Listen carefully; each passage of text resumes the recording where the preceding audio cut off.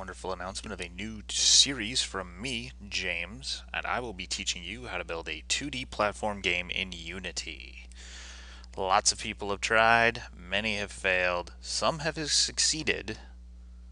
I'm going to make you a pro. Let's do this. Okay, to start out, we're going to go over what we're learning today, cameras and the character controller. So as you see, I have a Unity window in front of me, and it's a brand new project. I've named it 2D Shooter. That's what we're going to be making.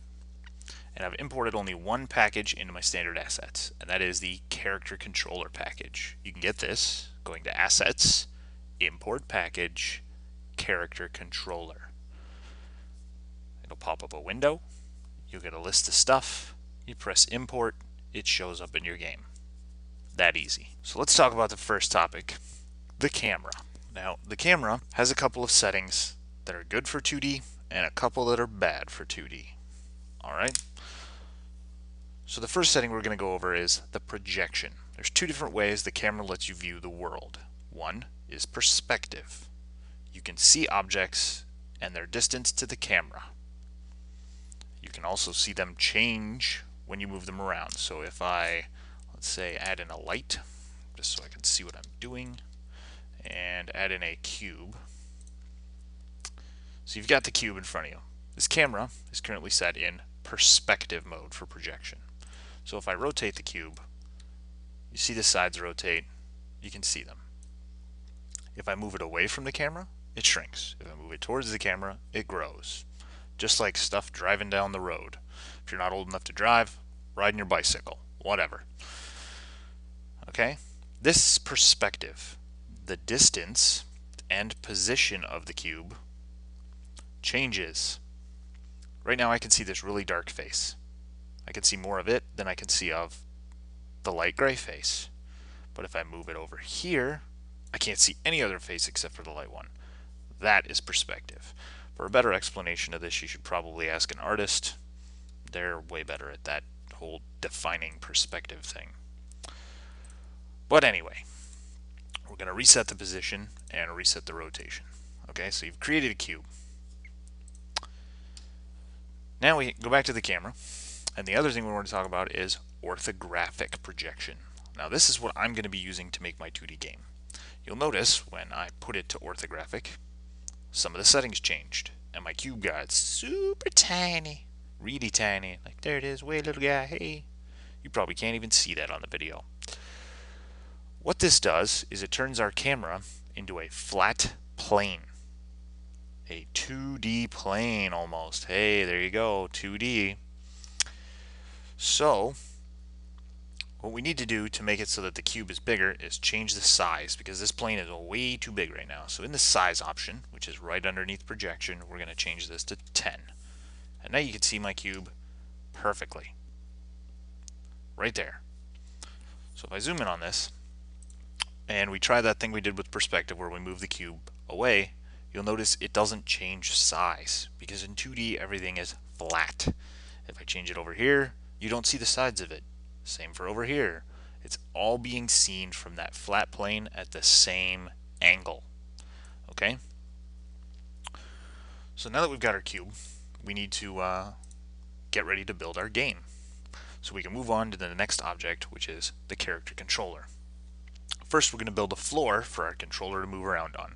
So we're going to scale up the cube over here in the scale position or scale transform area.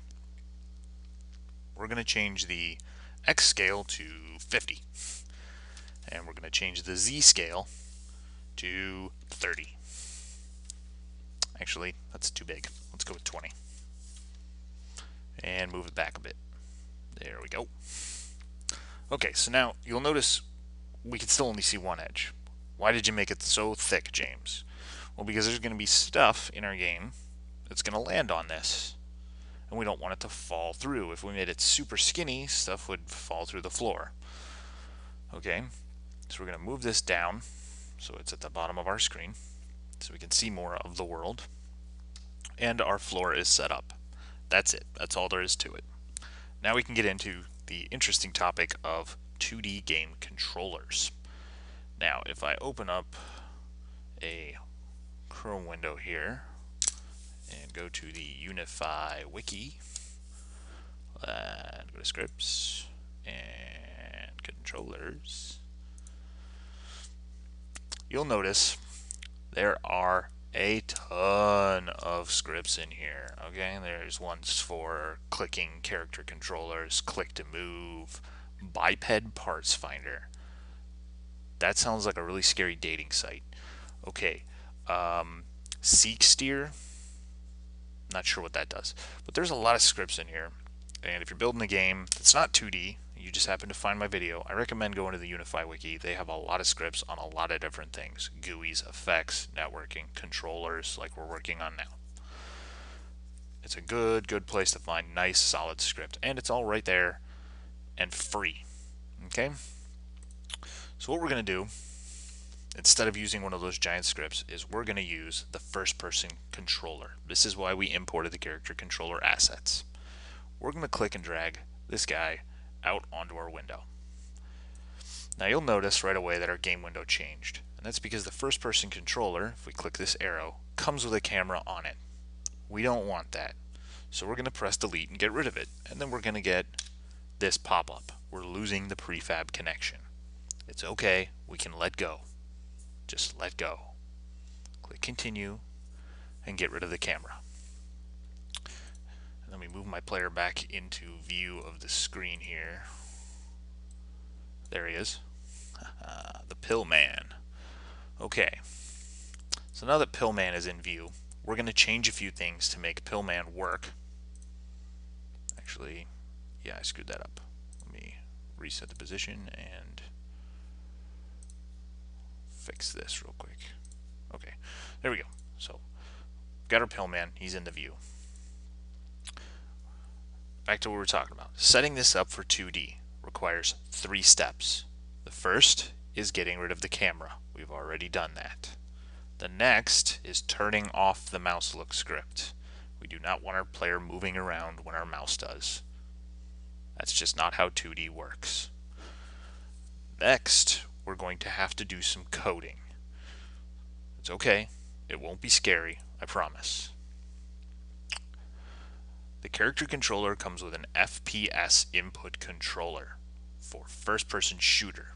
Basically is what FPS stands for. So we're going to double-click that, and it's going to open up in MonoDevelop right here. Now I've already gone ahead and changed the code, but I will set it back to what you would expect it to look like. Now if you've just opened the code for the first time, yours probably looks something like that. That's what your code looks like. Now I'm not going to go into all the fancy stuff that's going on in here, because quite honestly some of it's even over my head. But I will tell you how to make this game object 2D and 2D only. You could guess that we don't need the part I just put back. So on line 11 of the FPS input controller JavaScript file, you're going to find this line. Direction vector is equal to a new vector 3. Fire the warp torpedoes, because that's some really high-end stuff. I'm just kidding.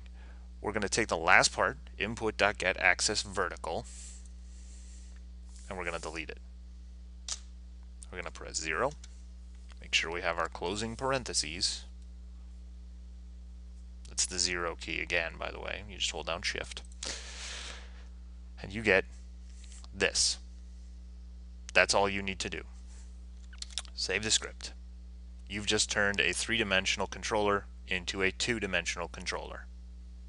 I told you the scripting wouldn't be scary at all. Line 11, very last bit, just make it a 0. That's it. So go back to Unity. We've got our first-person controller, and we've turned off our mouse look. We've gotten rid of our camera, and if we play the game, and actually I need to turn that off. There we go.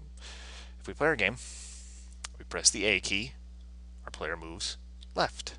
D, he moves right. If we use the left arrow, he moves left and right. If we press the W key, the first-person controller would follow this blue arrow.